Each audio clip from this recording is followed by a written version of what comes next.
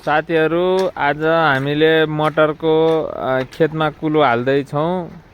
यहाँ हाम्रो बुवा हजुर हुनुहुन्छ अनि उहाँले क्यारी बनाउन लाग्नु भएको छ। मम्मीले उहाँ कुलो हाल्न लाग्नु भएको छ।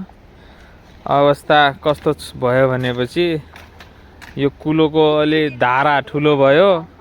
त्यो धाराले गर्दा यो कुलो अलि राम्ररी आइन। राम्ररी नआनाले गर्दा समस्या भइरहेछ। पानी यताउता तपाईहरु देख्न सक्नुहुन्छ यो अवस्थामा गइरहेछ। अनि हाम्रो मटर यो खेत चाहिँ हामीले हालिसकेका छौं। हालेर पनि अब ट्याक्कै भइसक्यो। कुलोको धारा पारी हेर्न सक्नुहुन्छ तपाईहरुले। यो अनुसार भइरहेछ हेर्नुस्। यो चाहिँ यो अवस्था छ। तपाईहरुले हेर्न सक्नुहुन्छ यहाँ यस्तो खेतबारीहरु छ हैन। यसमा अब यत्रो ठुलो खेत छ।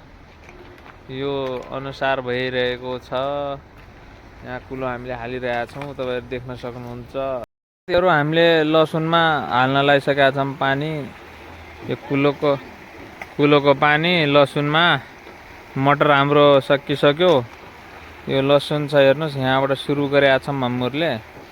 यो पारीसम्म छ यो।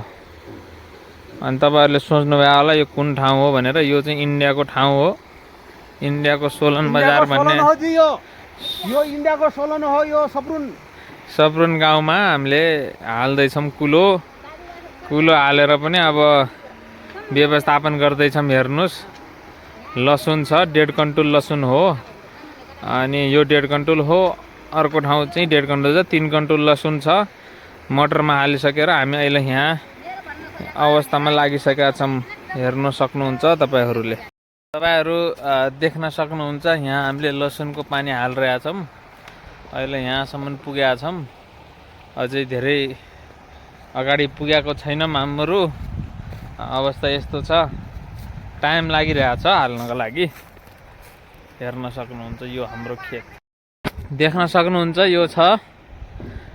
मेरो बहिनाले उहाँ साइलालाई लिएर आएको छि। साइला कहाँ बसेको छ? साइला हाम्रो यो सानो डग्गीको नाम चाहिँ साइला हो। यसलाई हामीले साइला भनेर सम्बोधन गरिरहेका छौं। यो हाम्रो खेत छ। यहाँ पुगेका छौं हाम्रो।